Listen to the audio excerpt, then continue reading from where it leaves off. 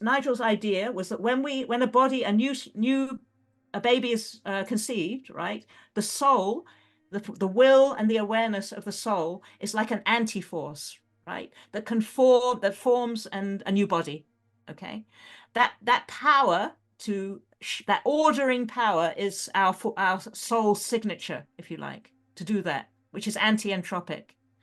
What these trapped souls are doing is making their new body, which is just using their power to go faster than entropy and create these grays as well. Create a mechanism for the future, which is purely technological, that can enable them to help them to come into existence as these hybrid type beings, that are perhaps, Nigel said, in the elbows of power on this planet.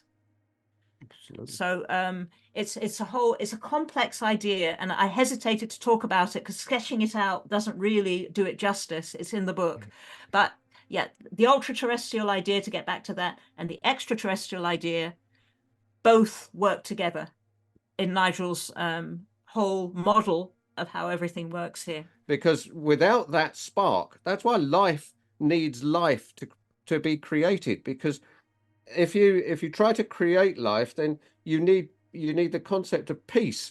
Because consciousness, no machine can detect consciousness, and the problem with that is therefore how does life work? How does consciousness interact with matter? And life is that very special case that Nigel worked out the mechanism for.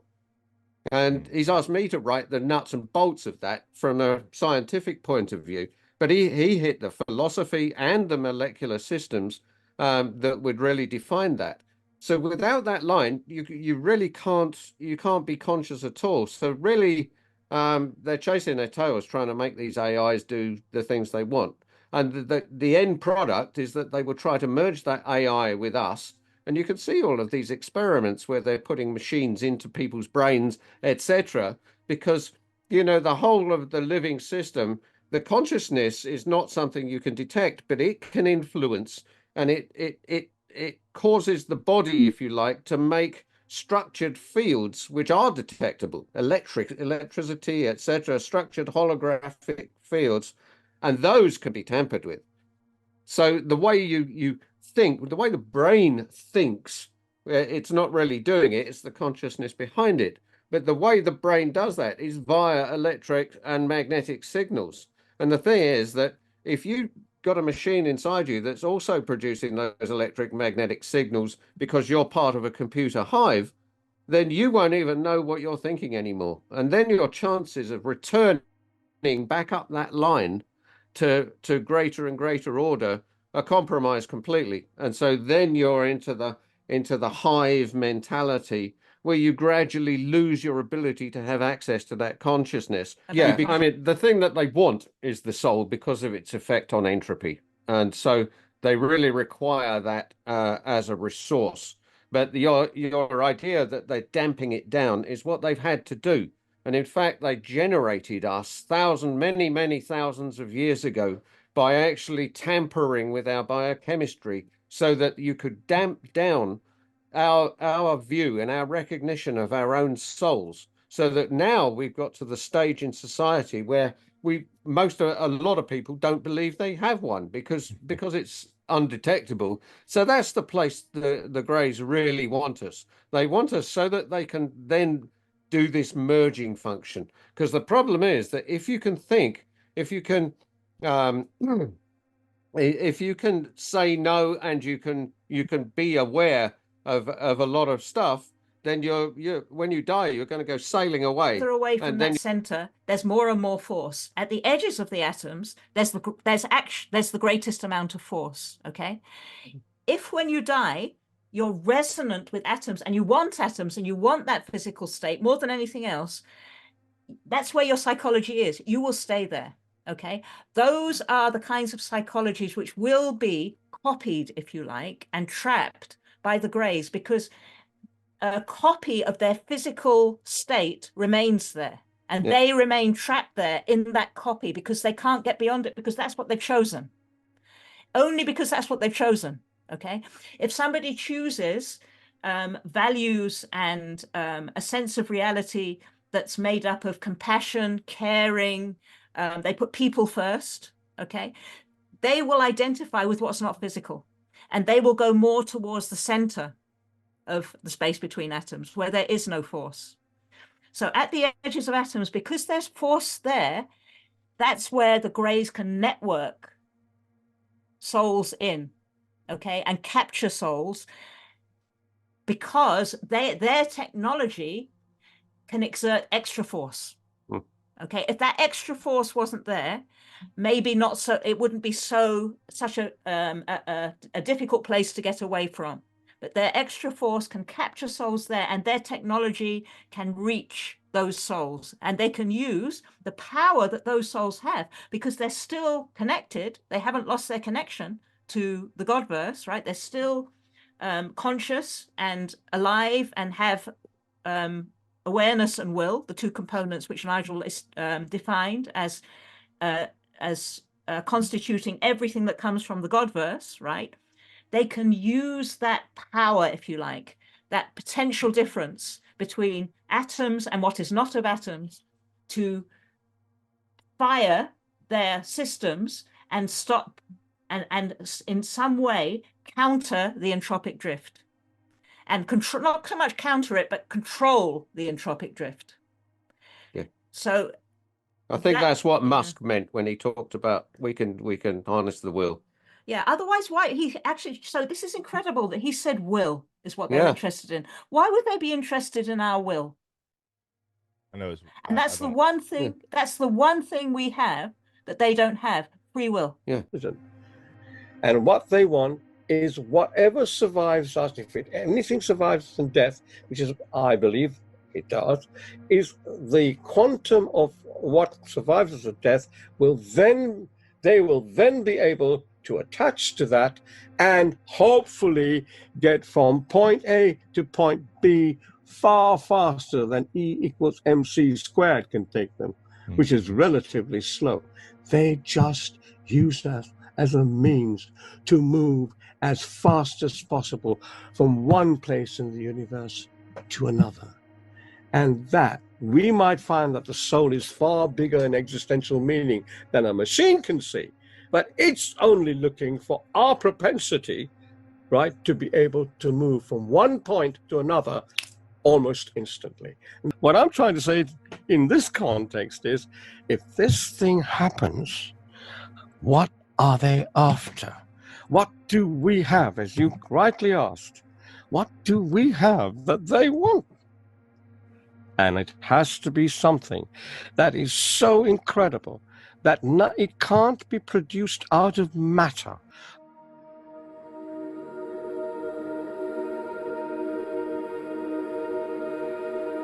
But what I think is there's a non-human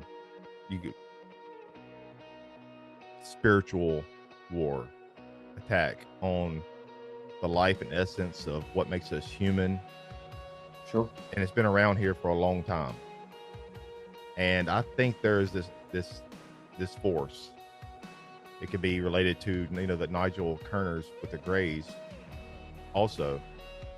But whatever this force is, it could be a Demiurge type force. I don't know. It's been around Earth for thousands of years. And I think that subconsciously or consciously, that a lot of the elites in the world, a lot of the people that pull the strings behind the scenes, decision makers, they're being influenced subconsciously or consciously by whatever this force is. Yes. Agree with you. Absolutely. And that's why I don't just stick to the paranormal or just stick to conspiracies, because I think there's a connection there.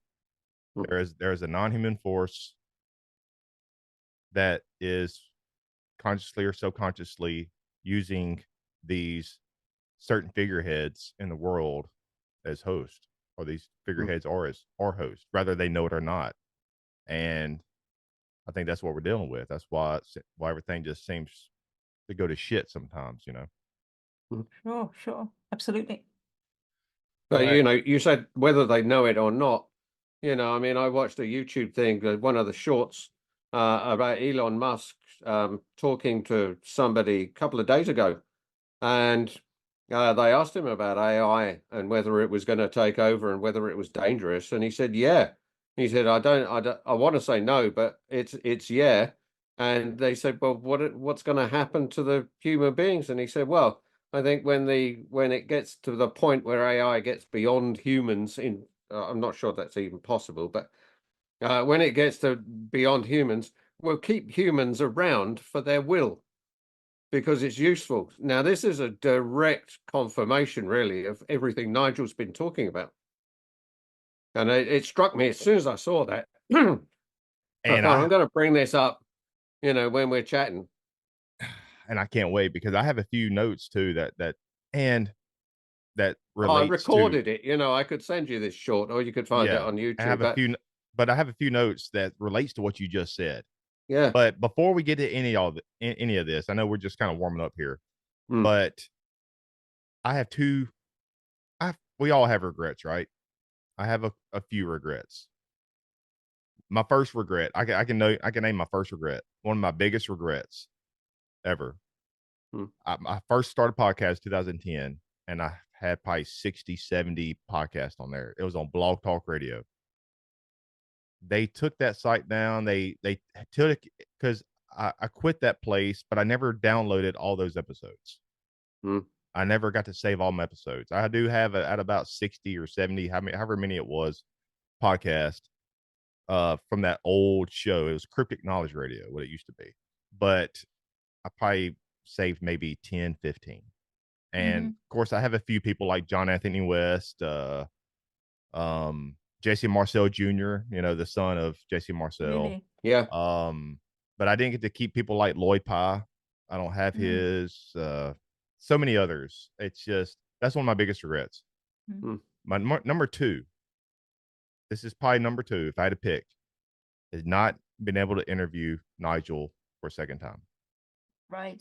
Sure. So that's probably my second regret.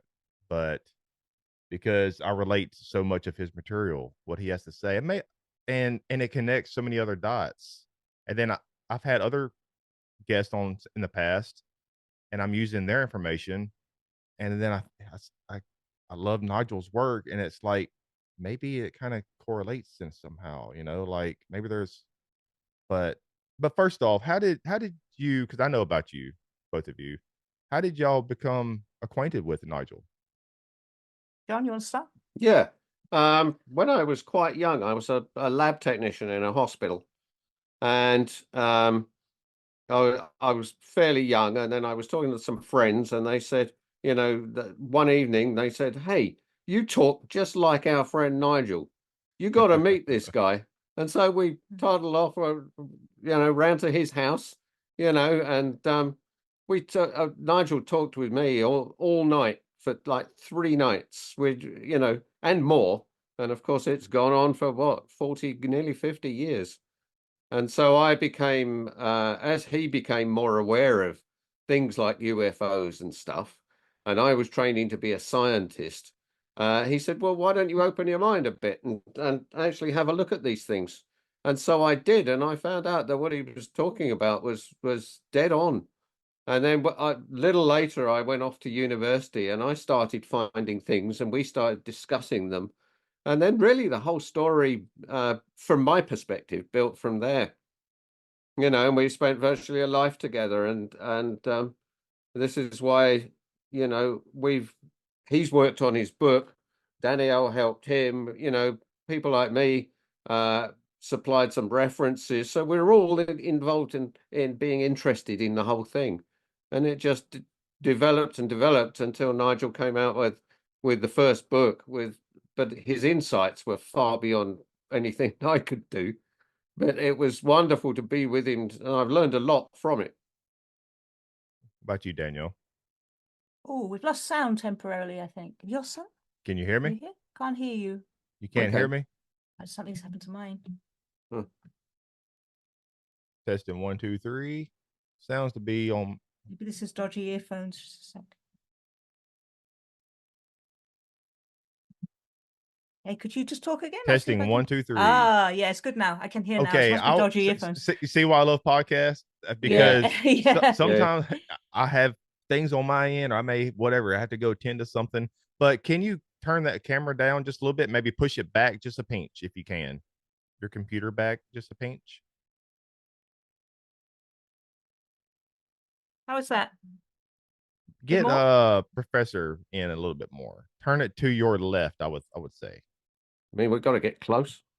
You got a kiss now. Come on. The camera should be able to just by Right. moving the camera, because we can't see Right. clearly what you can see from us at the moment. Go down a little bit more.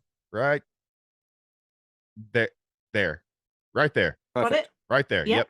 Okay. What about you, Great. Danielle? How did you first, for the newcomers, I know, but how did you Sure. first come across Nigel, and what made you think like this guy, he's in a league of his own, Yeah, sure.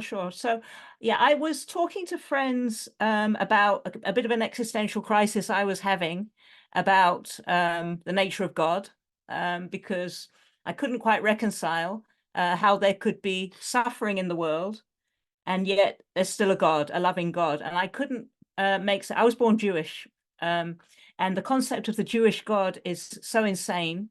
I've always felt it to be that way, a vengeful, tribal, possessive God that tells people, that's jealous and vain, and tells people they better follow him or else, and so on. Wipes out various people who oppose his chosen people, stuff like that.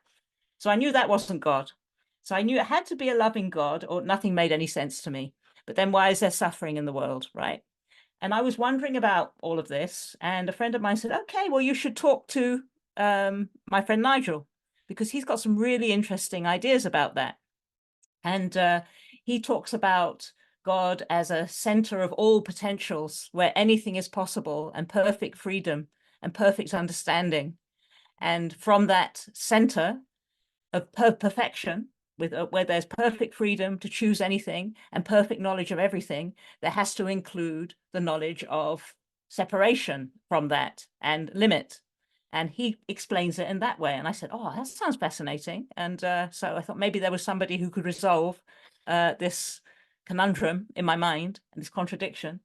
And so I went to meet Nigel, and he told me his ideas. I was blown away. He resolved my problem. And yeah, and that was when I was about 19. And Wow. And ever since, yeah, we've been close friends ever since, and worked on a charity project that he started together. And yeah, and I've helped him in researching his books, and yeah, we worked together for those. So yeah, that's my story. Is there any did Nigel have any, before we get into some other meat and potato questions Yeah. that I want to talk about, but did Nigel have any other documents, written papers, or anything else that has not been published yet? There is some material that didn't go, because obviously when books are published, there's a limit on page count. Yeah. So yes, there is material that hasn't been published yet. And I had been thinking about putting some of that together eventually into a fourth book. So I may consider doing that at some point. Or just scratch Yeah. notes, like little Yeah. scratch notes, whatever, Yes, something yes. that maybe some theories that he wasn't sure about, but it could be Yes. just labeled a theory, whatever. Sure. But And publish those online. It's definitely something I've been thinking about. What I want to be careful about, though, is if you take things out of context, because his theory is really, really coherent and brings so many things together, right? Because it brings so many elements together, that the nature of existence is tight. He's the only thinker that I've read about who brings everything together. When he talks about the Greys, he talks about why they are here, not just as what they are, where they came from. Okay, most books on this subject just document them, or they don't give a cohesive theory that ties it into the nature of why we're here, for example, right? So I need to be really careful not to put scratch notes there that might take something out of context and won't or maybe give a misunderstanding of what he's really saying, which is why he liked to put things in book form, because then he could bring the whole picture. together, but definitely something. I don't want to waste them. So yes, there is material which I don't want to waste. So hopefully at some point I'll find a way to somehow get that to the world, because it certainly should be out there. Yeah. Nigel, he just not just about the phenomena in general, but just reality and everything. I would say he is up there with Socrates, Plato, Aristotle. He is very his the way his wordage and explains things in a very understandable, philosophical, deep, emotional, everything. He was his like I said, he was a league of his own. You know, Absolutely, nobody could speak like him, where you could understand, but it would make you go down these rabbit holes while you're listening to him. It's absolutely. like, whoa, you know, Been there. like Yes. it's almost like he was born like this time, the reality that he lived in, you know, the what from 46 to 22 or something like that. Yes. That's wasn't his true time. You know what I mean? Like it's like he was meant for another time, for maybe years down the road or years in the past, you know, because I don't know. It's just crazy how I wish we had more thinkers, more philosophical thinkers like that when it came to this phenomena. Yeah, I honestly think it speaks volumes for you that you see that. Because I think not everyone can take in the incredible humanity and insight that Nigel had. And obviously the two of us who spent so much time with him, it was completely apparent.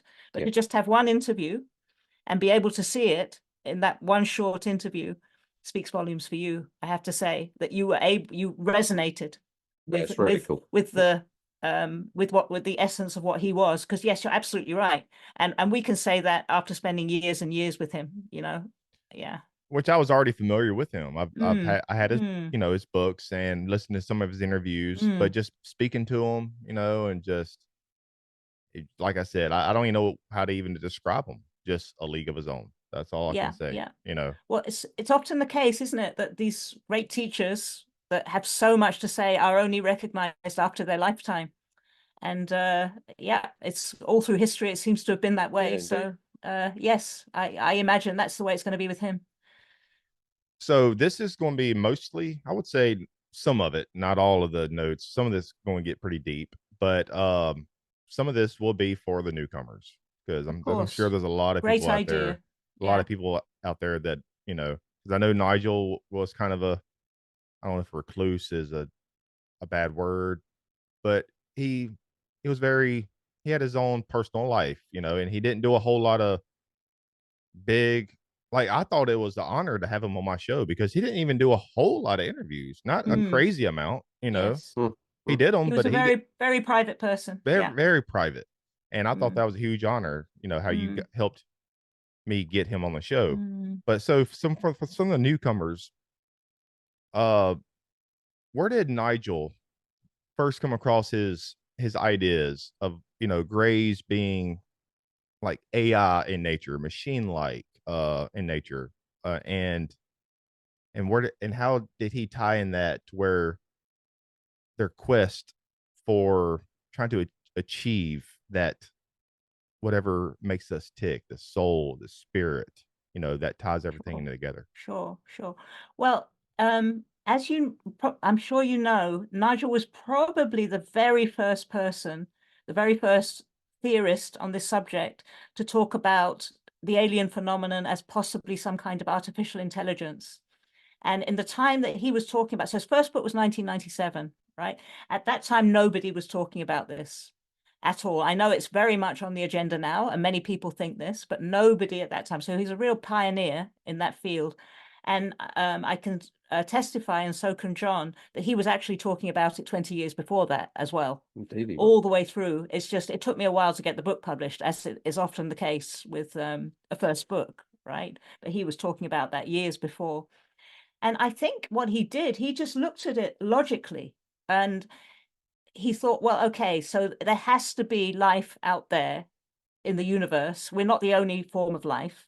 It just can't be that way. It'd be incredibly egotistical and blind to imagine that with the millions of or billions of possible planets out there, that we're the only form of life. Okay, we with our technology are developing at an incredible pace, and at that stage it wasn't the kind of accelerated rate that we're developing now, because it's going in quantum leaps, right? I mean, very soon his predictions of AI taking over will happen. I mean, we're on the cusp of it right now with what Elon Musk is up to, right?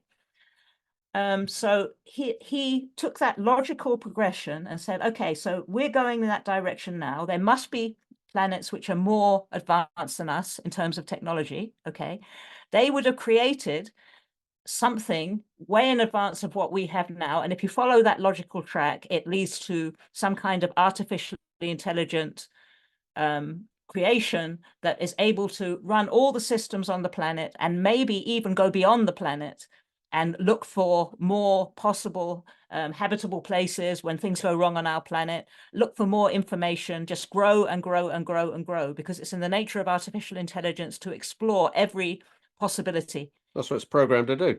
Yeah, and this is in fact what Elon Musk, John showed me this little clip, was talking about. Curious, he called it, as though it's a human thing. But you have to program it to find information. That's the nature of AI, okay?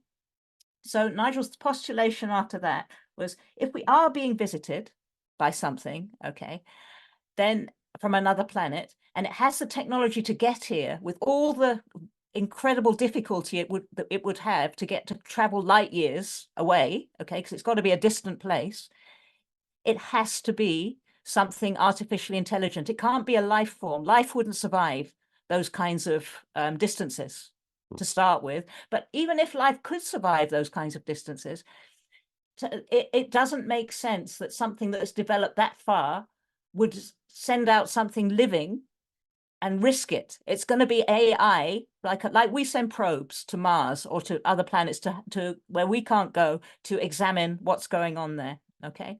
Then he thought, okay, so if it is AI, let me take a look at the nature of the kind of experiences that people have when they meet entities from these craft. Okay. So he took a look at those experiences as they're described by abductees, and it would certainly seem to be the case that whatever these greys are is emotionless, has no concern for pain that they cause when they do experimental procedures on their human subjects, and these seem to be very, very much based on looking at our reproductive systems. Okay, genetic testing, testing sperm, testing ova, doing experiments with them, using various devices, causing pain. Okay, and most abductees report that they seem to have no care for the pain they're causing or the distress they're causing. They just seem to be emotionless. Now that's, to him, to Nigel, that signified, okay, that really does match in with my theory that these are some kind of artificial intelligence. So he basically drew those threads together as a logical conclusion. And incredibly, he was the only one to do it, which is remarkable. But not only that, he tied it into a whole philosophical picture of the nature of existence itself, and why, not only why they are here, but why we are here. Yeah, and he asked the question, okay, so if they are so intelligent and so way in advance of us in terms of knowledge and intelligence, why on earth are they interested in us primitive, emotion-led, irrational creatures who, what can we possibly offer them? You know, but they seem to be fascinated. And abduction is something that can take place, it seems to take place in families through generations. They seem to be, it's like some kind of experimental hotbed we are for them that they're looking at. Why could they possibly be interested in us? So his next logical premise after that was, okay, so if they're interested in us, we must have something they don't have. Okay. Absolutely. And he thought, okay, what could that be? And that was when it's occurred to him, okay, so if we're not purely physical beings, if we're not just the atoms and the physical body that we're in, if we live on after we die, and he also had come to the conclusion that we definitely do through a very logical step-by-step process, not religious belief. He was very anti-religion at that stage. He was born a Catholic and totally rejected the kind of nonsense the Catholic Church threw at him, right? If we have something that lives on beyond the physical, and these creations are purely physical, right? We must have something that they don't have, that is eternal, that can live on, right? So everything in the physical universe, he said, is subject to what's called the entropic drift, which breaks things up, rots things, everything breaks apart, right? You leave your car, it goes rusty. Our bodies get older, they break down. You leave food, it rots. He talked about okay? entropy a lot. Yes, Entropy, yeah, okay. Second law. Okay. Mhm. So if we have something that's not of the physical universe, okay, and instead of getting into greater and greater states of separation and chaos, which is what atoms do because of the entropic drift, goes the opposite way, okay? Indeed. A power of union, of binding, a state of perfection where everything is together, okay? Now, if that state is infinite and eternal and has no limits, okay, right? It's always there as a backdrop to everything. It's not like there's God and there's us. Okay, God is like Jesus, one of the great teachers that he refers to. He refers to many: Jesus, Buddha, Muhammad, all the great teachers. But one thing he said was, the kingdom of heaven is within you, right? Heaven is not a place, it's within us. We're connected to heaven, right? And that state of perfection is always there, pulling the other way to entropy. This is what they don't have, these grays, this artificial No machine can intelligence. do that. No machine can, because it is not connected to that place. It's a purely physical creation, but it can beat entropy. And if there's something that can beat entropy and stop this breakup, they've got to get, it's their holy grail, okay? Because they're purely physical, they're breaking down, they're looking for something which can keep that coherence. And that's why his second book was called Grey Aliens and the Harvesting of Souls. Indeed. Because it sounds really dramatic and it sounds a bit unrealistic and science fiction like, the title, but it is literally that. They are our essence that they are after. The only thing they don't have is a soul, and they're after that connection. They can't think. They think consciousness is just a resource, like we'll mine something or whatever. They think it's a force that's out there, that's in these little wandering beings. They don't realize that we're conscious because they got no consciousness to be aware of it. Mm-hmm. It's like this camera doesn't see you or me. It doesn't do any seeing. It's just programmed to report the pixels in the right order. Mm-hmm. So cameras don't see, microphones don't hear. In the same way, the greys haven't got consciousness. They are not aware, but they are programmed. And that's the big danger of what we're trying to create here. Because once the idea really is to merge with us, therefore, since we are the beings that have that, then what about if you had both? What about if you had an AI that could think and had free will to be able to make choices? Then, of course, that would be the ideal way to do things. Problem is, it's impossible for the reasons that Nigel spent 3 books outlining, really. Well said, both of you. And if you ever see me turn my video feed off, where it's just, where it's just my picture, just keep talking. Yeah. Just keep talking. I'm saving on bandwidth because sometimes there'll be a little bit of lag, a little bit, Fair enough. either on my Sure. end or no your end. worries. So if you see that, just keep talking. But so, are the Greys' ultimate aim, one of their main goals, agenda, whatever, to replace humanity's natural, spiritual, and biological heritage and Let's to merge with it. an ancestral lineage with a synthetic machine-like existence? Yeah. And if that's the case, is there any hope for us down the road? Yes, Absolutely. Absolutely, there is. So the great teachers wouldn't have come and wouldn't have given their wisdom to us on the right way to go in the opposite direction if there wasn't hope. And thankfully, yes, there absolutely is hope. Just to be as opposite to them as it's possible to be. Absolutely. And to be in ourselves the qualities that represent that original state of perfection from which we once came. Yeah. And those qualities are qualities of togetherness, union, a sense of empathy, compassion. And if you manifest those qualities, okay, then you're pulling the opposite way to entropy. You're doing what, so as Nigel may have spoken to you about, there's the Shroud of Turin, the record of the transfiguration of he Jesus. discussed it on our last podcast. Yeah. So basically he followed those principles so completely that he caught the resonance of that power to union and to greater states of union instead of chaos so much that he merged with that state. His atoms, which was atoms are bundles of force, right? Release that tension. Force makes separation, okay? Pull apart, you have force. And he transfigured, he changed into light. In little ways, every time we do something that resonates with that basic underlying state from which to which we're still connected, it's us basically. It's what makes our consciousness. Absolutely. Okay, it's what makes us as the perceiver of the world.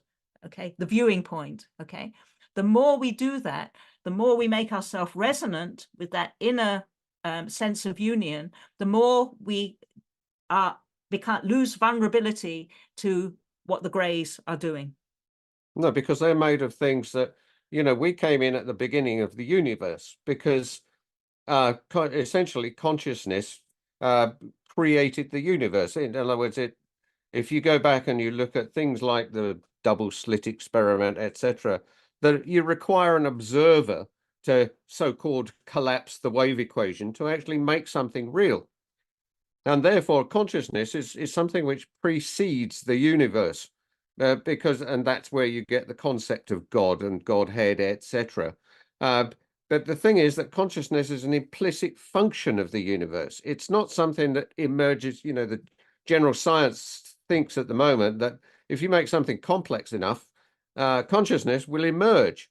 In fact, it's totally impossible because unless you have that remembered line back to your origin, which all living things do, then you are a remnant of thought. You are the detritus of the universe. You can't put all of that back together to try and make some facsimile of a human being and then expect it to suddenly start working, because without that spark, that's why life needs life to be created. Because if you try to create life, then you need the concept of peace, because consciousness, no machine can detect consciousness, and the problem with that is therefore how does life work? How does consciousness interact with matter? And life is that very special case that Nigel worked out the mechanism for, and he's asked me to write the nuts and bolts of that from a scientific point of view.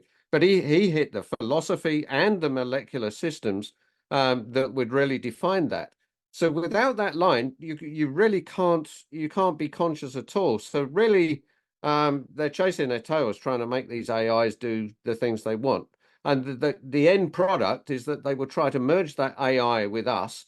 And you can see all of these experiments where they're putting machines into people's brains, etc. Because, the whole of the living system, the consciousness is not something you can detect, but it can influence, and it causes the body, if you like, to make structured fields which are detectable, electricity, etc., structured holographic fields, and those can be tampered with.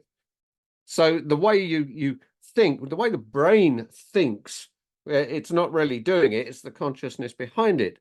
But the way the brain does that is via electric and magnetic signals.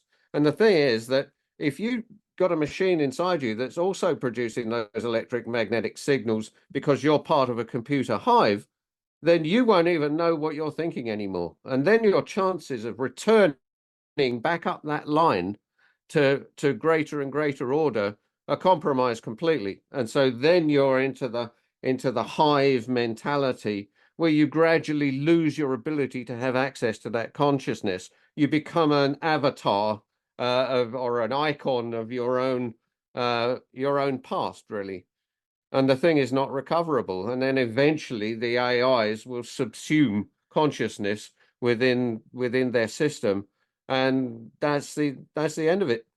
Nigel said that, you know, these planet after planet, it becomes a system of winking diodes in the end, because eventually, because it's impossible to actually make that merger and use that to go back for an AI, then the end is entropic. It's going to decay. Well said. And of course, I was kind of laughing a little bit because what you were saying was exactly spot on with what I was wanting to mention next. And a few things of what you were saying. And I wish I've mentioned what I'm about to read, one of my notes, a few times on other podcasts, but I wish I would have had the pleasure of asking Nigel. But after I read this, we can keep doing it how we've been doing it. Danielle, you can give me your thoughts, and then John. But Sure. So what if, you know, these grays, these non-human intelligences or whatever are, you know, they're working alongside certain elites and figureheads in the world, maybe through non-government organizations or whatever. Rather, they're working alongside them physically and knowingly or subconsciously or consciously. And these entities are able to tap into one's subconscious thoughts via some type of alien download or virus to help push the world towards this AI transhuman type society. But you may ask why? What will be the reason for this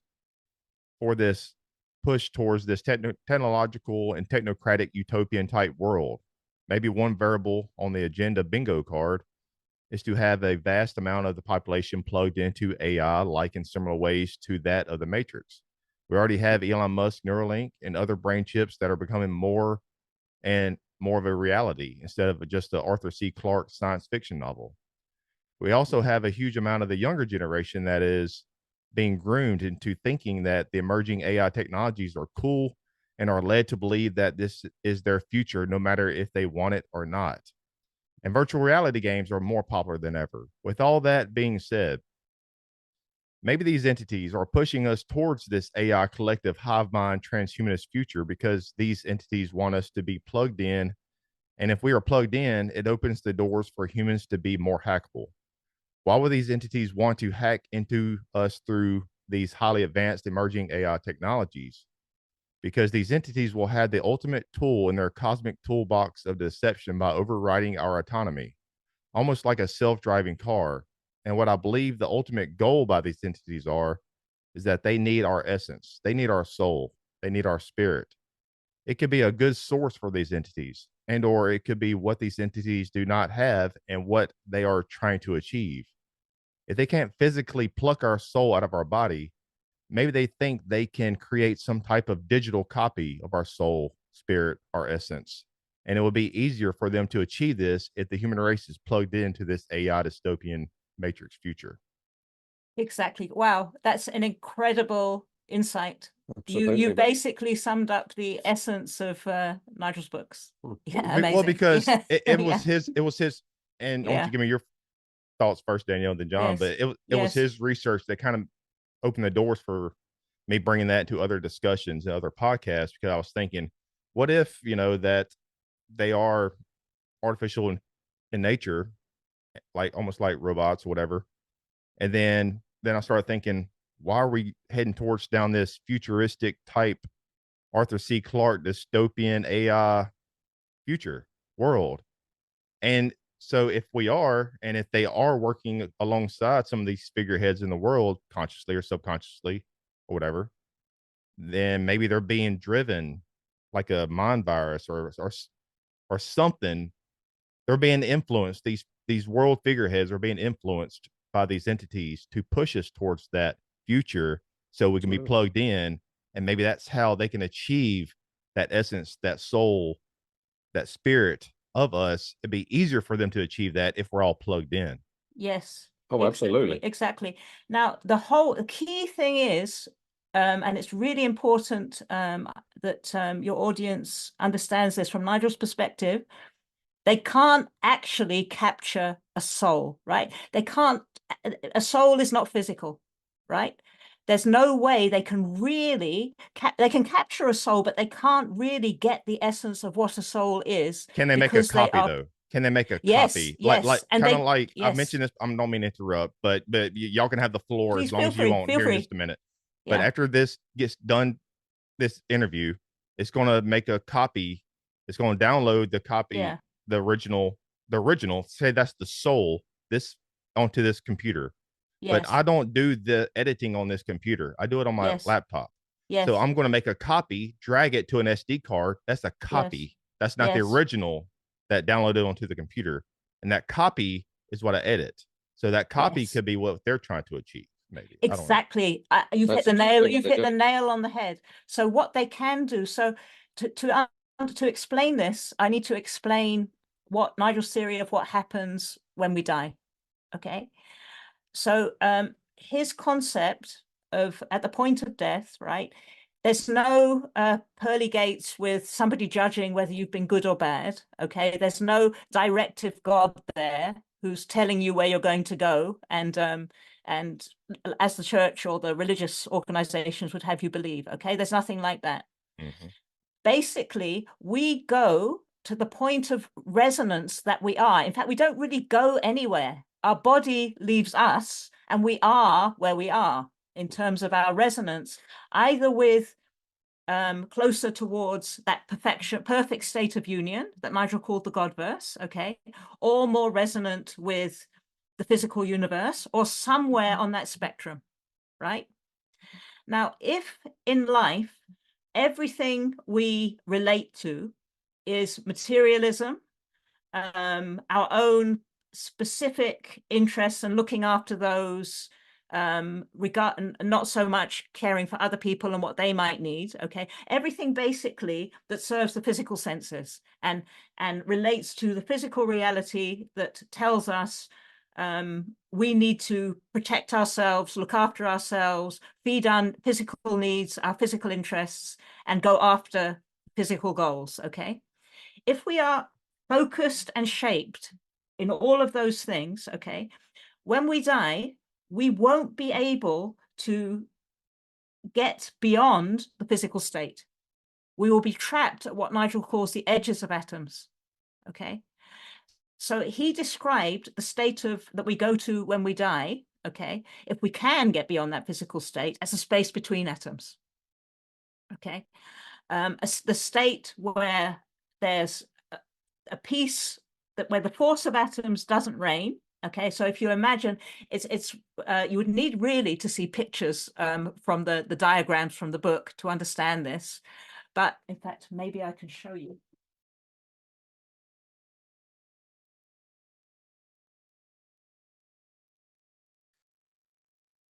And I can try to pull them up for everybody to see also. Yeah, if you want to, maybe I'll show you later, and then you can pull them up and show people, okay? So if you imagine atoms are spheres, although they're not solid billiard ball-like spheres, okay? It's something like that, right? And the space in the middle, okay, is the place which Nigel calls the space between atoms. In the very center of that space is perfect peace, right? Where the force at the edges of atoms is the least. In fact, there's no force. Yeah. Okay. And as you get further and further away from that center, there's more and more force. At the edges of the atoms, there's the greatest amount of force. Okay. If when you die, you're resonant with atoms and you want that physical state more than anything else, that's where your psychology is. You will stay there. Okay, those are the kinds of psychologies which will be copied, if you like, and trapped by the Greys, because a copy of their physical state remains there, and they remain trapped there in that copy because they can't get beyond it, because that's what they've chosen. Only because that's what they've chosen.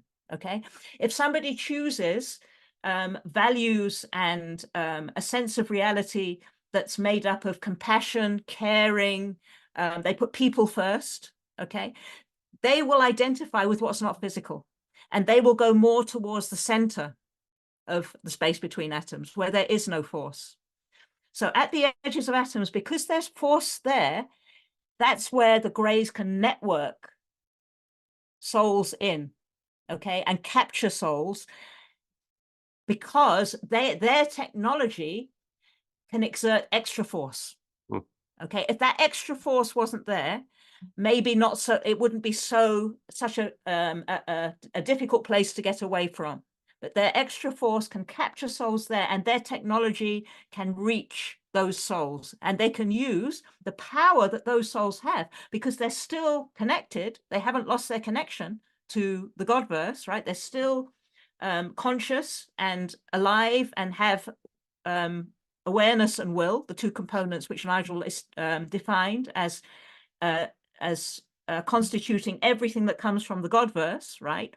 They can use that power, if you like, that potential difference between atoms and what is not of atoms, to fire their systems and stop and in some way counter the entropic drift.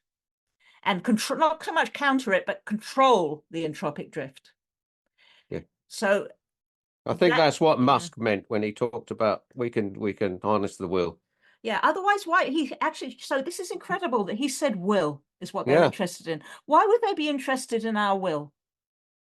I know, and that's the one thing, that's the one thing we have that they don't have, free will. Yeah.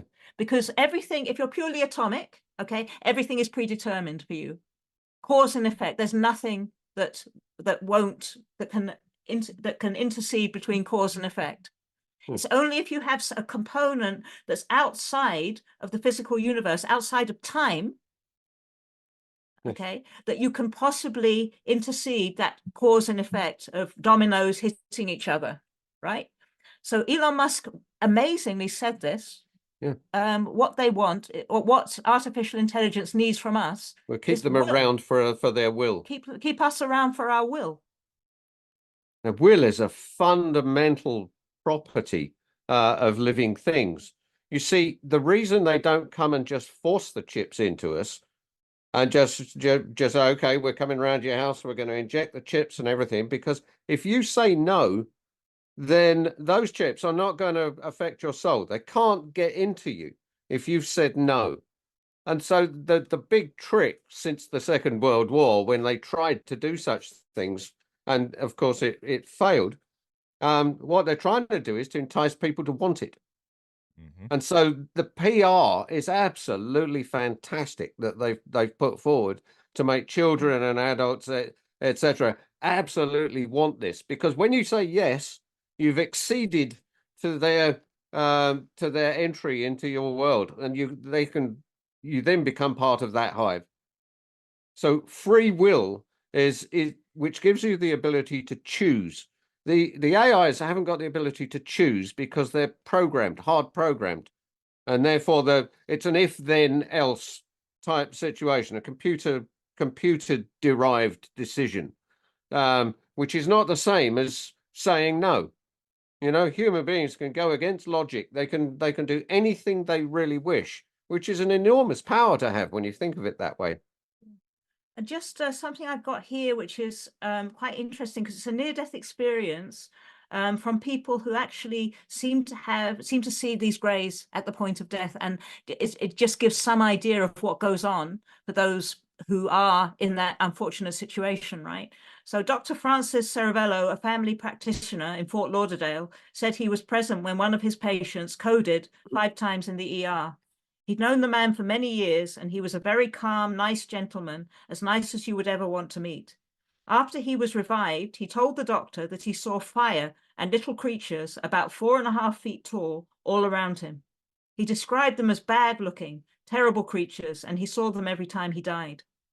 Another NDE experienced reported after undergoing bypass surgery that she found herself in an enormous silver great place, rather like a hangar for aeroplanes, but going on forever, and miles away there were some tiny figures. So it's at the point of death. That's what they're really interested in. And all the technological systems that they embed us in, now, or that we are embedding ourselves in, maybe at their inspiration, are to prepare us for that entrapment at that point, okay, when we're outside, when they can really use our power, when we're at the edges of atoms, Absolutely. trapped in that force, and they can use whatever we have there to travel faster than the speed of light, because only thought can travel faster than the speed of light. Only thought can make those kind of connections. So we would be, if you like, a quantum computer, the kind of quantum computer they're looking for now, which they haven't managed to create. That could be powered by us if we get trapped in that situation. Indeed. So let me turn my video feed off. I'm lagging a little bit, but so maybe they are working, like I said, with some of these elites and figureheads, technocrats. Maybe that is what they're trying to do with the supercomputer. You know, it could be these elites are the ones that they've picked up at death and then sent back through the process of reincarnation with a psychology that is more towards what the AIs want. Want is a strange word, but the aim of what the AIs is trying to do is in the psychology of these people that they're sending back. Yes. What was and that when you was reading that quote from Nigel yes, about the NDE, was from the Gray Aliens and the Harvesting of Souls book, right? Correct. I don't remember which book it came from. I think quite maybe possibly. I know he talked a pretty good bit in that particular book about some of the NDEs. But what, and I still want to stay on topic with kind of what we're talking about, but it does all relate. But you mentioned something about, we know, with the NDEs. So it made me think of what was Nigel's thoughts about with how people with the near death experiences, when they see the white light. What was his thoughts about that? Is that a trick? Is that a trick by these AI entities to lure us in to where they can trap us?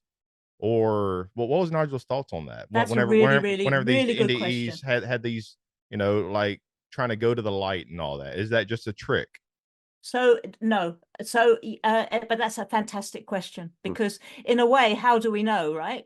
And obviously, so NDEs, you haven't actually died, okay? So what you're seeing in an NDE is the transition state between life and death, because you haven't actually died. What actually happens when you die, we don't know, because nobody comes back to tell us, right? But this is like a transition state of what you might go towards as you die, right? And you can usually tell from the nature of the experience and the kind of sense of value that the person has when they have a near-death experience, what they're experiencing, okay? So most people that report NDEs, and there may be many negative NDEs which aren't reported because it's not a great thing to report, right? You might not want to remember it or talk about it. Most of the ones that are reported are positive and describe the most beautiful, unimaginably ecstatic state of union and love, where nothing matters but your sense of love for other people and your sense and compassion. There's nothing else that's important in the world, and you see a light, okay, at that point. And people report these life reviews where, and it's fascinating. The life reviews really intrigue me, because all that happens in the life review is you see every moment that you've made somebody, aggrandized somebody, made them feel better, improved their lives, or the opposite, hurt them, made them feel bad, right? Those are the only things that are significant in an NDE life review. All the things that we feel are so important, status, qualifications, job promotions, money, material possessions, irrelevant. Okay, at the point of an NDE, you only see the impact you've had on other people. When somebody has an NDE like that, I believe that's not a falsely created, imagine like a deep fake created by the Greys. Okay, the kind of NDEs that are created by the Greys are what I've just read. Okay. Plus, if you get an NDE where everything is, you're only seeing the physical, okay, you're not seeing anything beyond your ordinary physical state, you just see your general environment, that can we mean one of two things. Either you haven't properly, maybe you're not, your heart's still beating and you haven't escaped the body's magnetic field, which is a force field, okay, and enough to see the state you might go to beyond the physical, or you're trapped and you're not able to get beyond the physical.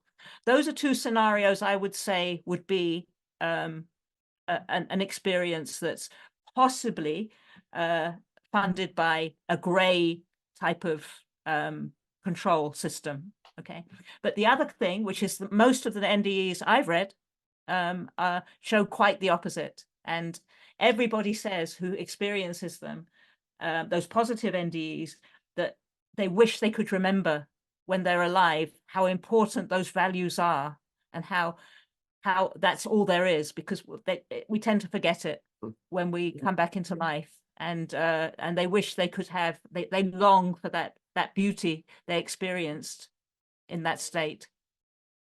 Would you like to add anything, John? I've had an NDE, or the beginnings of one, and so I'm convinced, you know, as was Peter Fenwick, who's a scientist, a doctor in London. Do you know of him? The name sounds familiar. He's worth looking up because he studied his whole life. I met him when I worked in St. Thomas's Hospital in London. But he studied all of these things, and there are books and books and books about him. Unfortunately, he passed away a few weeks ago. So he's a great loss. But no, I mean, when I was in hospital and I couldn't breathe because I had asthma, and eventually I got to the point I went, this is my last breath, and then I just left my body. And for a scientist, that's quite an experience. And I saw I was sort of like standing on a platform above every moment, and there was this endless series of arches, and behind me was like a cloth that was only just covering this incredible white light. And I thought, if I go through there, I'm going to die. And I thought, you know, nobody's come to see me or anything like that. And then it just occurred to me, I said, I know what I've got to do. And I went, I've still got stuff to do and I have to go back. And as soon as I thought that, I was back. So I was right on the edge of it. I don't think I went deeply into it like a lot of these people, but I'm certainly convinced by the experience. So a quote I wanted to read a while ago from Nigel, I think this one was Great Aliens and Artificial Intelligence. Quote, implanting their artificial intelligence into humans, aliens would be extending the existence of their own information, just as transhumanists like Ray Kurzweil seek to do when they look for ways to download an entire human individuality into an artificial information format, is in the interest of seeking continuance for that individuality.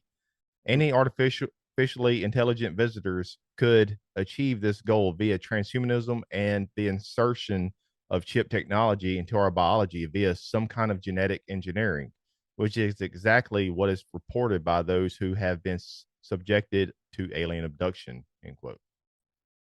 Yes, exactly. So the fact that we're having that really made real by Neuralink and all the various proposals for technological bioengineering and the merging of man and machine is just, yeah. So none of that had happened when Nigel first started writing his books, but he always said it was a distinct possibility, and he did have. It sounds weird to say, but he seemed to have a kind of prophetic ability. It's phenomenal. He could really foresee the future, and it's not really, we look at that as weird now, but really from our perspective in the West, right? But really that concept in most of the world is really accepted as normal, that some people are just seers and prophets and able to see things in ways that most of us can't see. And yeah, I'm really not averse to saying he was really a prophet. He was I would agree. An incredibly clear thinking scientific mind as well, but also had a gift to somehow envision the future. And yeah, it terrified him. Some of the future visions of the future that he had terrified him. So we can see now with Musk's power and the tech, his tech friends, the tech bros who are together with him, supporting Trump, that whole scenario, it seems to me quite transparent. They were not, in fact, I heard the Facebook guy, Zuckerberg, on Joe Rogan, saying that, well, we didn't have freedom to advance our AI without having to pay huge amounts of money because the previous administration was putting restrictions on it. Not that the previous administration was anything great, don't think it was, but Trump's allowing this, right? They're going to be allowed to go wild now. So really, Starmer's doing it. Yeah, Starmer too. Yeah, just as bad. Yeah. It all seems to be falling into place now. And I honestly believe we're on the cusp of something really, really bad. But don't forget, they need your will. What scares me is that what if these grays are machine-like and AI driven, artificial intelligent entities, and then we go to, like I said earlier, we've been discussing with this type of world that we are facing, this AI driven dystopian type transhuman world that we're the beginning. I would say we're kind of in the beginning middle stage. We're not to what I think they want it to be, the technocrats. But if we get to where everything is fully automated and where people get these brain implants and we're basically plugged in to this reality, then if these grays are AI driven, then couldn't they somehow implant a virus within that plugged in reality that we're all connected to? And what would that do to our minds, our soul, our spirit if they implanted some type of virus? I know it may take 20, 50, 100 years, whatever, but the way we're going, we're all going to be plugged in. And if they implant a virus vaccines, absolutely, COVID vaccines have been that. That's what I was about to say. So that's what I was about to say. And what I didn't want to bring it up yet, but since you brought it up, John, you mentioned something about our will. They need our will. Yes. Okay, then. Yeah, that's why when we spoke a few minutes ago, basically, if you don't accede to their wishes, then your soul, when you die, won't be capturable. And that's why they can't force you to do these things without you agreeing to it, because they'll start to lose their harvest. Yeah. Can we be coerced and tricked though to accept to? Well, we are being coerced and tricked. What I was about to say, because Danielle, you brought up the COVID and all that. So, there's been a lot of talks with what's in these mRNA jabs, Yes. So here's what I have to say. And this is kind of, and I like to get both of your takes, of course. But if one of the sinister agendas at play here is to terrorize women and children through sex trafficking, terrorize the population through false flag terrorism, mind control in media and television about doom and gloom, etc., because maybe their in-game scenario is to somehow disembark and take away the soul, spirit, etc. Think how much trauma it would be to an unborn developing fetus during a woman's pregnancy if she is in a constant state of fear, trauma, and survival mode. There is no telling what it's doing to that unborn developing baby, possibly eradicating the soul of that baby to be like a non-player character in a video game. Maybe they don't want people who are born to have souls and are very spiritual in nature. If the baby is born without a soul, or maybe a tampered soul or a scarred soul, then it would be easier to mind control that baby without the powers that be, rather it be these entities or some of these elites, they wouldn't have to work so hard with the indoctrination of that child over the years. And on top of all that, we had the invisible electromagnetic smart grid that encompasses our planet like a digital prison matrix. How do we know that this soup of frequencies will not eventually keep things from coming in, like a soul? On top of that, how do we know that the rollout of mRNA shots will not impact future generations down the line, where that unborn child in the developmental phase in the pregnant woman gets tampered with? somehow keeps the soul or spirit from coming into the child, or it put a dampers mechanism on the child. Maybe these mRNAs and everything else I listed will either keep the soul or spirit from coming into the child, or damper to a degree, or at least put a damper like effect on that child's soul. What's your thoughts on all that? I know that's a kind of a mouthful, but okay, no, very. I think you're well thought. inspired, Yeah, mate. yeah. That's phenomenal. Why don't you explain what you think about because you're the biologist. Yeah, I mean, the thing that they want is the soul because of its effect on entropy. And so they really require that as a resource. But your idea that they're damping it down is what they've had to do. And in fact, they generated us many thousands of years ago by actually tampering with our biochemistry so that you could damp down our view and our recognition of our own souls, so that now we've got to the stage in society where a lot of people don't believe they have one because it's undetectable. So that's the place the Greys really want us. They want us so that they can then do this merging function. Because the problem is that if you can if you can say no, and you can be aware of a lot of stuff, then you're when you die, you're going to go sailing away, and then you'll be outside their grasp. That's really the essence of the thing. So really, I would say there are two things going on here, and we saw it very, very clearly during the pandemic.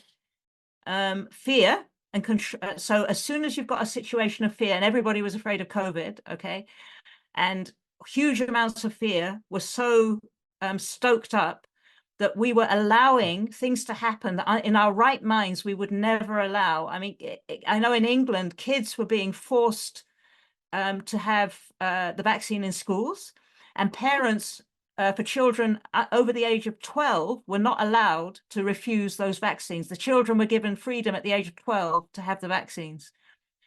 We were treating each other so badly. If anybody refused to have the vaccine, people were treated like lepers if they refused it. You're poisoning us, you're infecting us. And it's only now that the negative effects of the vaccines have been seen, and the fact that the vaccines haven't actually protected against COVID has been seen, okay, that those people who said, no, we're not going to have it, are vindicated, right? Mm-hmm. So fear is one element that can be used for control, okay? The other element that can be used for control is just sheer comfort and convenience, right? So we live in an age where the quickest hit for endorphins possible is the thing that almost all of us are looking for. And so long as we're satisfied with instant gratification, we're never bored because we can always search a smartphone for the latest news, entertainment, whatever. We can get everything at the drop of a hat instantly, right? We invest all our psychology and all our will in instant gratification for ourselves, right? If our will is mortgaged to that instant gratification, we never give ourselves a chance to develop the higher senses, the higher feelings, the higher thoughts that will allow us to resonate with something beyond the physical, and we will be trapped in the physical. Yes. So that is really the two ways that I see the two prongs, if you like, that they're using to hold us and trap us. I've got something to add. Go ahead. With the messenger RNA, what happens is that they claim it doesn't, but it actually gets itself incorporated into your DNA eventually. There are mechanisms by which that occurs, and there's a lot of literature coming about that's why you start getting these things called long COVID and all of that, because you it's caused by the vaccines. And the problem is that if you start, there's a relationship between how twisted DNA is, not its code, but how twisted it is, and your psychology.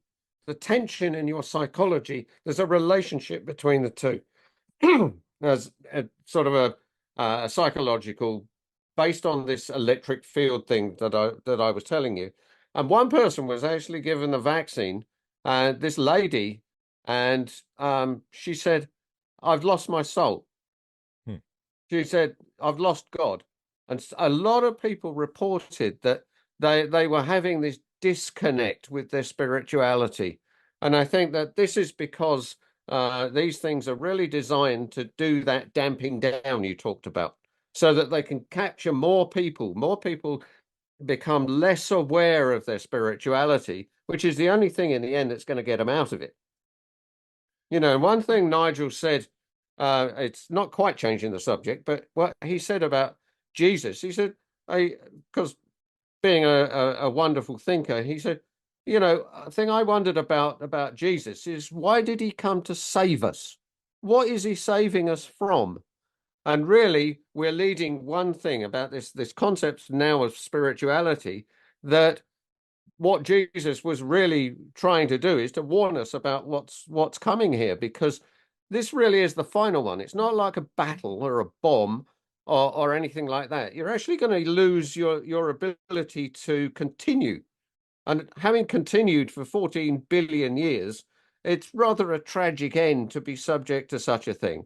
You know, on the promise that these electronics are going to give you this immortality, Kurzweil's immortality, uploading you when you're already immortal. You know, it's like trying to sell ice creams to Eskimos. They've already got the thing. There's a connection with Nigel's research and what's taking place in the world stage today. Absolutely. You know, like I said earlier, rather, these figureheads in the world are being guided subconsciously or consciously, you know, by these entities that Nigel talks about, or some other force. Or maybe that force is guiding those entities that Nigel talks about to guide certain figureheads in the world to push us towards this AI transhuman world, keep us plugged in, or to make us all plugged in. And because I think if it does put a damper on our soul, our spirit, all these emerging technologies, because we're getting away from the natural into the more material, that makes a very heavy and dense environment for us to live in. And maybe it makes it an easier environment for these entities to live in. Sure. You know? So I tried to type this as best I could because it was the last minute when I was taking notes right before the show. So the Gnostics talked about the Demiurge and how it was connected to the physical material world and viewed the material world as flawed and evil, and how the Demiurge was seen as a lower deity or viewed as a false pretender god who created the material world. So if the material world is viewed as flawed and evil that was created by the Demiurge, then is there a connection between the Demiurge and these artificial intelligent alien greys? Are these gray-like entities, if they were created by this force to keep the human race in line, also if this demiurgic force, if it's not spiritual in nature and has no connection to source, spirit, consciousness, and soul, then did this demiurge force artificially create the grays to try and hack our spirit and essence and try to replicate our soul or whatever that spark is that makes this incredibly different and unique? These gray-like entities may be the worker bees for this force. And this force needs or wants to have a spiritual and human experience in which it lacks. Yes, so. Exactly. That. And the Gnostics, very interestingly that you're talking about the Gnostic text, because it does seem that there's a lot of references to Christ talking about the threat of these alien greys in the Gnostic text, and the Demiurge, of course. Nigel really didn't call it I don't think he really called it the Demiurge. He didn't call it that. He called it Archons. He quoted the Archons, which is what's referred to also in those texts. And he quoted, I'm just looking for it now. So a quote from the book of James in the Gnostic text, which talks about we have to beware of these beings that are coming to take souls by theft. Yeah, a direct warning from Christ in the book of James. So I can't find the quote now, but that's basically in essence what it said. So yeah, it's full of it. And as Nigel may have spoken to you about, I don't remember the interview, but he may have spoken to you about the fact that he believed the temptation of Christ was actually an abduction episode. Yeah. Where he was offered the things, so taken to a high place, right? Where he could see all the cities of the world. Well, there's only one place you can do that. Yeah, only one place in space you can see the cities of the world, right? It has to be above the planet, right? And offered all the material possibilities that he could have, right? So, in other words, if you can give us, because he would have been the ultimate for them, right? His amount of will, if you like, was the greatest that there's ever been, possibly, probably, right? So his power would have been something absolute, that a complete holy grail for them. Yeah, indeed. But of course, they didn't stand a chance. Get thee behind me, Satan, for you shall not tempt the Son of Man. Okay, but he was still subject to meeting them, and that's why I want to make a very important point about abductees. If there are any abductees listening, you are not the ones that are going to be trapped. Okay, it is being abducted doesn't mean you're the type of soul who will be trapped at death and used by them to power up their systems. If you're abducted, it's because you're interrupting their interception system. You're a break in the circuit, and they want to know why, right? So please, abductees, don't be scared. Nigel, if you believe what Nigel's saying and you followed what he's saying, don't feel that this refers to you in terms of harvest. It doesn't, right? And I think that's a really important thing to say, because I can imagine that if you have been abducted and you face these things, you could be really worried, thinking, oh no, what's going to happen when I die, right? No, that's not the case. Yeah. Ones that they've really got, they don't need to abduct. Well, maybe these entities are giving some of these, that's the reason why they're giving some of these abductees, contactees, how everything's love and light. And because maybe that's the trick that they're trying to ploy, is making it how maybe they know that they're different and unique, and they want them to think that everything's love and light and that they're here on a peaceful mission or whatever. Maybe that's the lure, that's the trap, to make us think that the Greys are all benevolent and all good and loving. 100%. So there's so many examples, Whitley Strieber being one of them, okay, where they do the most terrible things to people, right? And those people somehow eventually come to the conclusion that they're quite a good thing for the planet. Okay, and it's like typical, in our terms, that's what a narcissist convinces their victim of, right? That they're all these horrible things they're putting their victim through are really for their own good. And if they didn't put them through those things, then they would never discover their true beauty, and that they're actually a positive force. Okay. And these are obviously hugely intelligent, so they would have the kind of understanding to manipulate, and for sure that goes on, for sure. I can't imagine it wouldn't. Yeah, if we can do it as human beings, manipulate, how much more would they be able to do it? Yeah, exactly. Yeah. What was Nigel's take? Because I've had many people over the years, who say that a lot of these Greys, maybe they once came from out there, but maybe they're actually here deep within the earth, or they're here just beyond our visible spectrum, because we only see less than 1% of the visible light spectrum. Yes. And if they're AI in nature, then they have the technologies and means at their disposal to do such a thing, to slip in and out. Maybe this is actually their domain, and they feel like it's their domain. That's why they're trying to create this heavy, dense environment, AI reality, to keep us drained down to where they can thrive in the physical instead of hiding in the unseen, maybe. Yes. But what's they need places of force. Yeah. So that's a very good question, and it's an interesting question which a lot of people ask, because as I'm sure you know, there's two different theories on this, right? There's the ultra-terrestrial theory, which says they're in another frame of reality, and there's the extraterrestrial theory. John Keel. Yeah. Or is it there's a few people who believe that. Yeah. And there's the extraterrestrial idea, which says they come from space. Okay. Nigel's suggestion is it's both are true. Okay. So if they are ultimate AI, right, it's a program.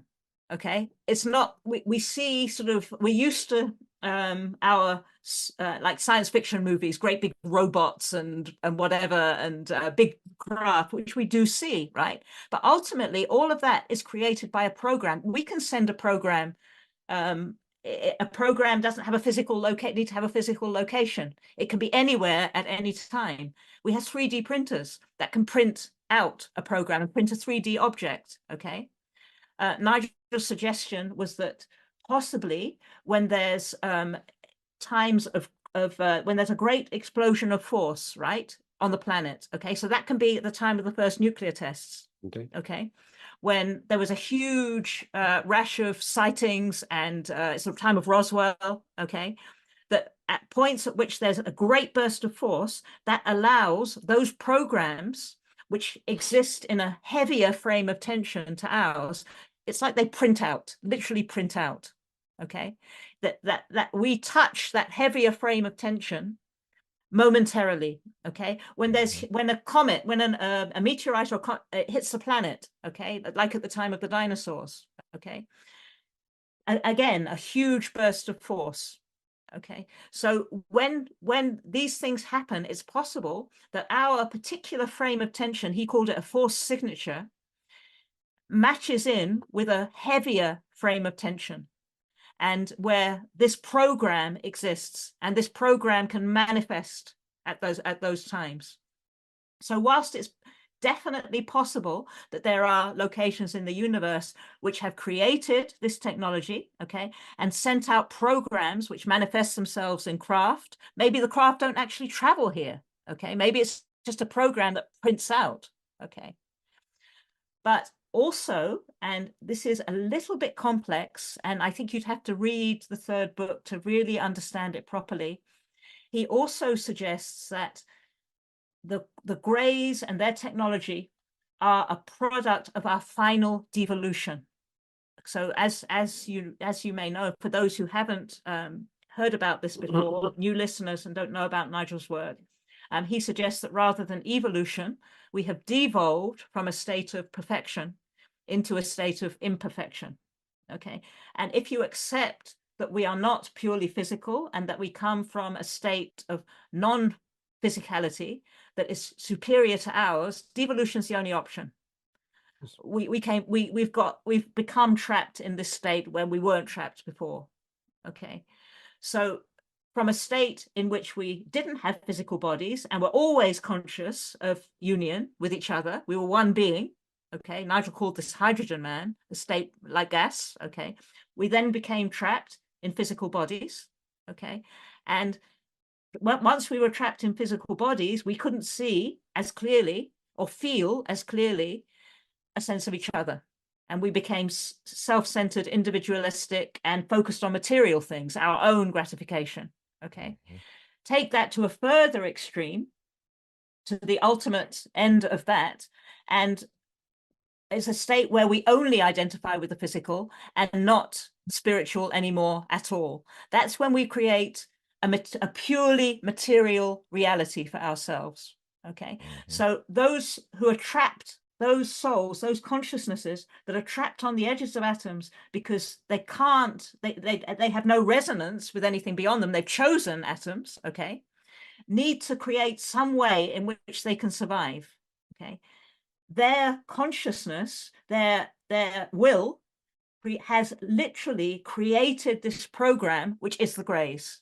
And that's translated not only through our artificially intelligent, the creations of technology which are going on right now on our planet, and since COVID, that's just been accelerated manyfold. Okay, but also literally we create another heavier reality. So the will of those who are trapped on the edges of atoms actually powers entropy faster than entropy to a heavier reality. It enables their creation. And enables their creation. It just as so Nigel says, Nigel's idea was that when a body, a baby is conceived, right, the soul, the will and the awareness of the soul is like an anti-force, right, that forms a new body. Okay, that power that ordering power is our soul signature, if you like, to do that, which is anti-entropic.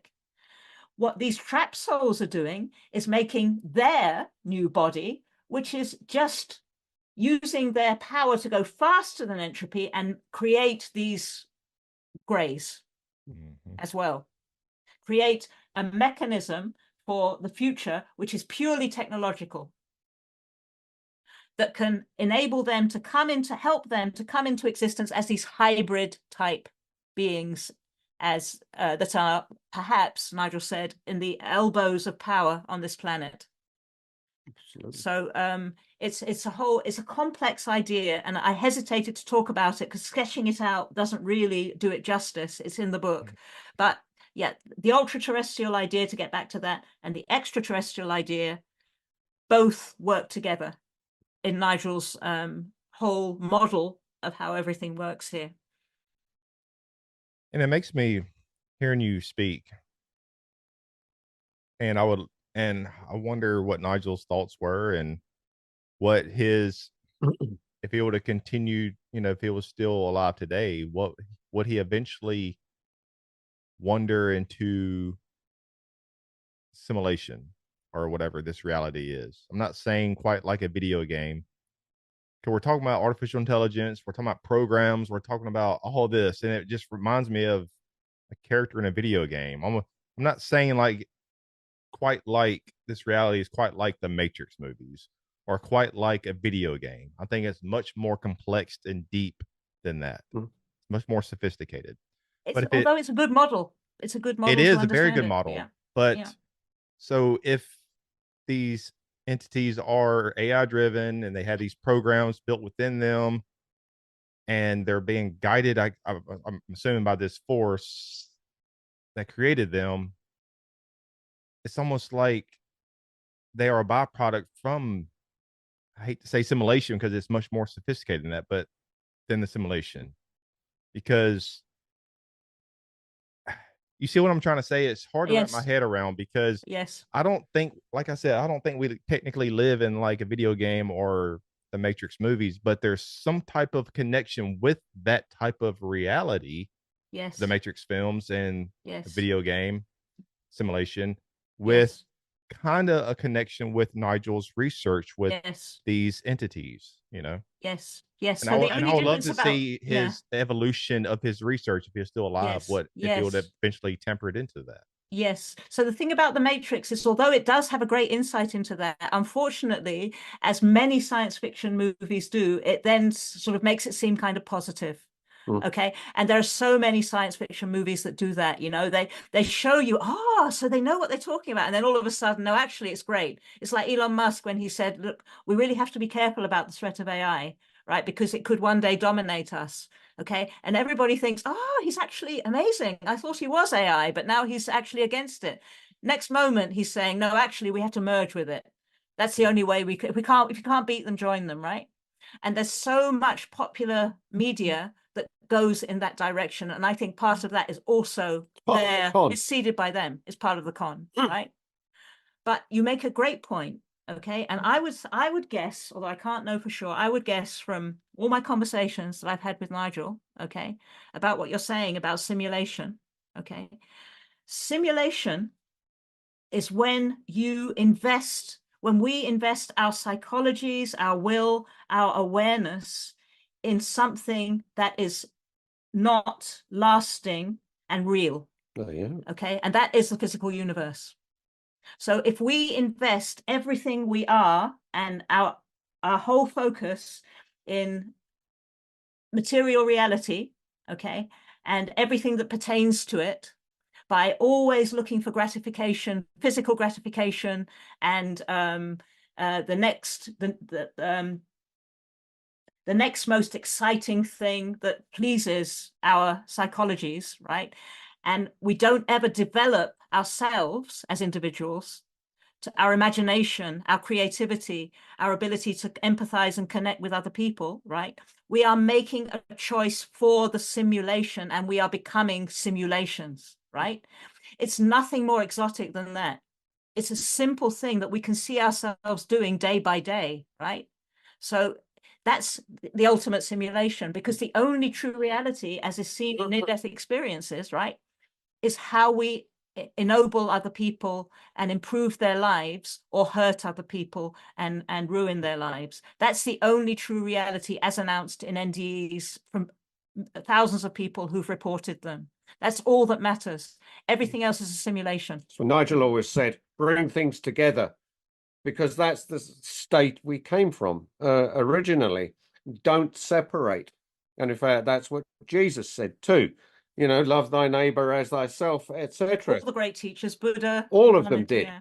And basically, the real result of that message is it has a biochemical effect on your body, and your because your mind is bringing all things together. And eventually, if you symmetrize all of those things, people think this concept of transfiguration is just a story in Christianity. But and Nigel thinks it's real. And what I'm trying to do at the moment is to try to understand how you can go back the other way. In fact, the pathway is already laid out in Nigel's texts. You know, so the good part of this story is that it's not all doom and gloom, because by following those rules of behavior, you can actually make yourself not only immune from them, but you can actually do what Jesus did and remove all of the matter by symmetrizing it, not blowing it apart. And then when you do that, the very atoms which have trapped thought in a way open up again. It makes straight the way of the Lord. And so what that means is it untwists.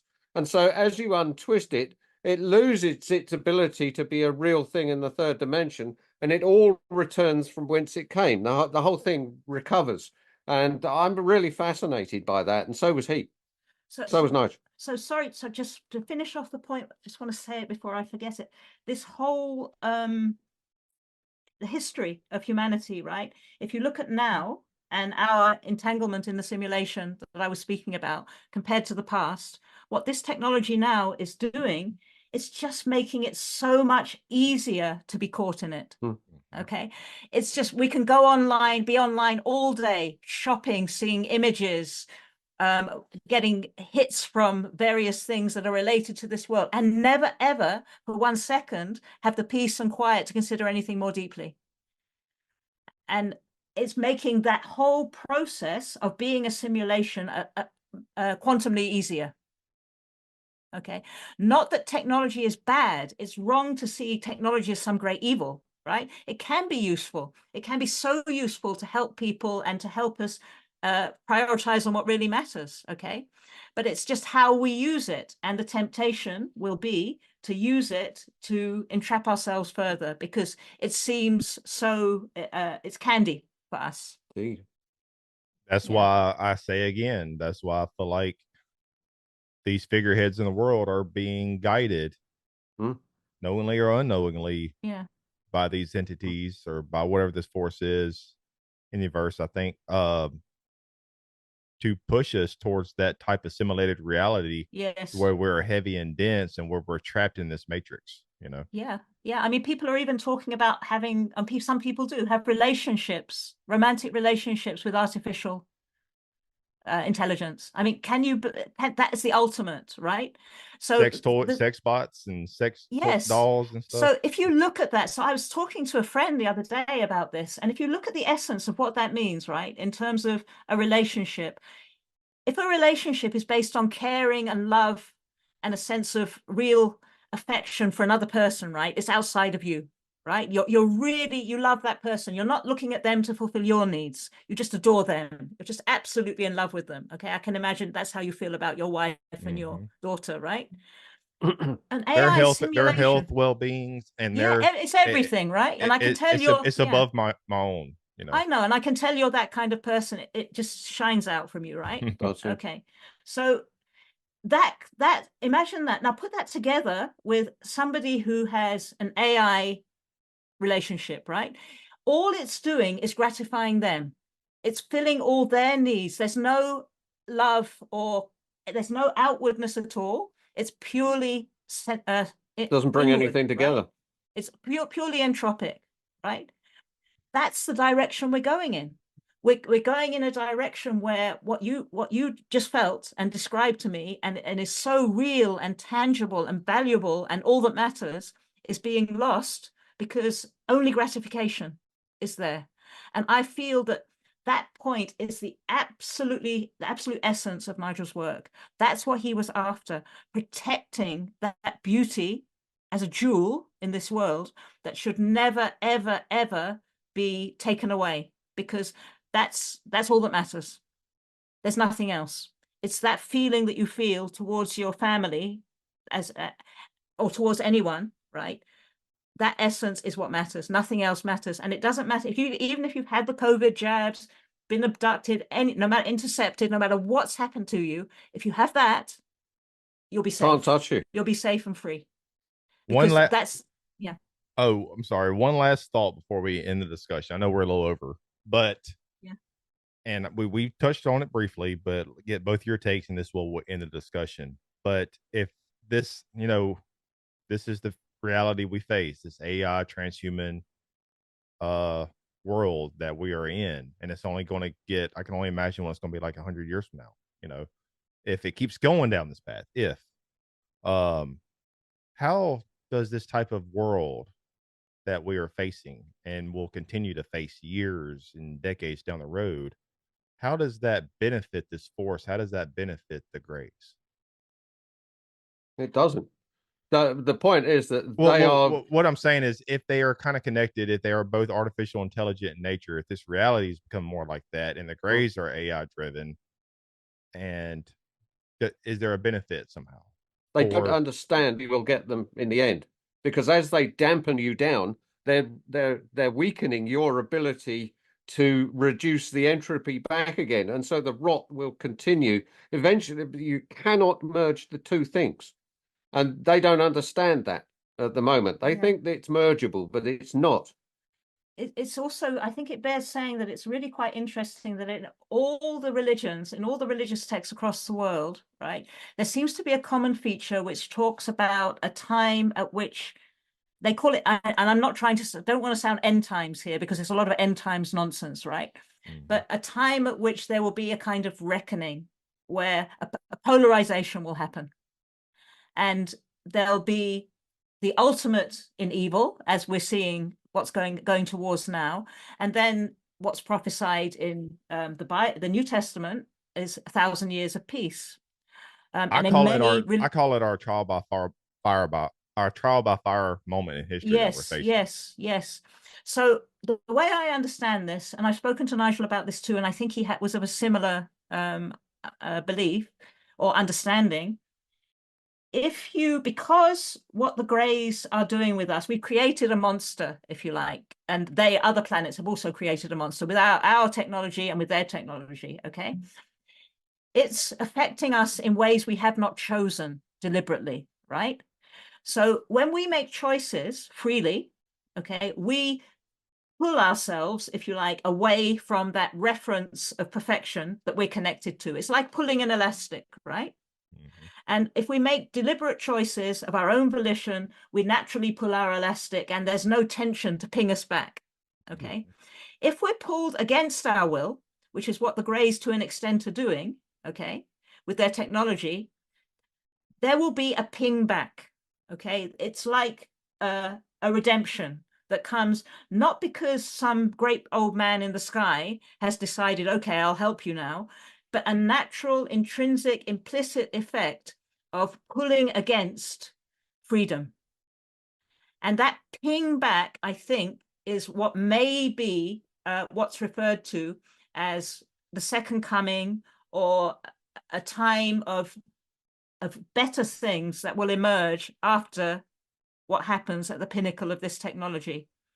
And maybe there will be a time, and I don't know if it will be on this planet, I don't know if it will be in this physical realm. Maybe it won't be. Maybe it will be that whoever is able to will go to a better state beyond the physical. I have no idea what it is, but there are prophecies definitely across many different religions and philosophies and cultures that say there will be a polarizing point, and something after the terrible storm, there will be peace.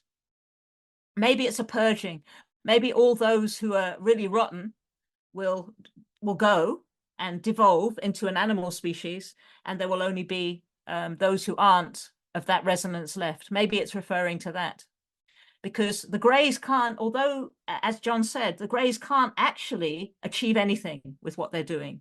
Because as he so rightly said, the more they try to interfere with us, the more we degrade and lose our power to dominate entropy. So it's a losing game for them. It is. So yeah, but there are many prophecies, as I said, all around the world, that there's going to be kind of purging of the negative and something very positive after that. But ultimately, that's not really the important thing that we can make sense of. The most important thing we can make sense of is to look after that jewel that I spoke about, which is our sense of kinship with each other. Because that can take you back and yeah. away from all of this. And that's really the good message, if you like, of the whole thing. You know, so many people think, oh, shit, it's doom and gloom. But in fact, it's a balance. Everything is always a balance, you know, because there are these forces there. There are much more powerful ways in which you can reverse this trend of entropy and actually return to a much wider state of understanding. It's almost like our reality is like a pendulum swing, you know, it's back and forth. And well, there are two, you know, Nigel described it as two poles, and the universe is where you begin to mix them from, you know, if you're close to the pole of order, then, you know, the tiniest amount of disorder. So one implies the other. It's called tautologically opposite. So, you know, if you have something, it implies that having nothing is also possible. And really, we're in a place where we can choose. That's why we have free will, is to be able to choose to go one way or the other. And the other, if you like, is chaos. And where you have, you know, you have total will, but no awareness. And really, that's an equivalent of force itself. The other side, you've got total awareness, and therefore you only have the potential for will. And the mixture, we've got both bits, and we can decide which way we want to go as individuals to do that. But of course, once the AI gets into you, then you're actually only going one way. And will is, I think it's really just briefly to quickly define what will is, freedom of will. It has to be from beyond the physical universe, because everything in the physical universe is subject to cause and effect. And if we were only physical, everything is predetermined. Okay, so that's how precious our choices are, and that's why Elon Musk has said that AI is interested in our will, which is a bizarre comment. Otherwise, really struck me when I saw that. Yeah. Man, yeah. Well, I guess we'll round things up for this time. Got a lot of notes we didn't tackle, but man, happy to do it again. Me too. And like I said, I wish Nigel was still with us. Me too. Of course, we do too. Yeah, I mean, but the both of you are the next best thing to having him here in the flesh. So, but thank you very much for being on the show. I look forward to other conversations down the road. Yeah. Thank you. Thank you very much. It was so interesting. Yeah, it was wonderful. And he's probably got his arms around you right now. I'll bet you. In fact, I'm pretty sure he has.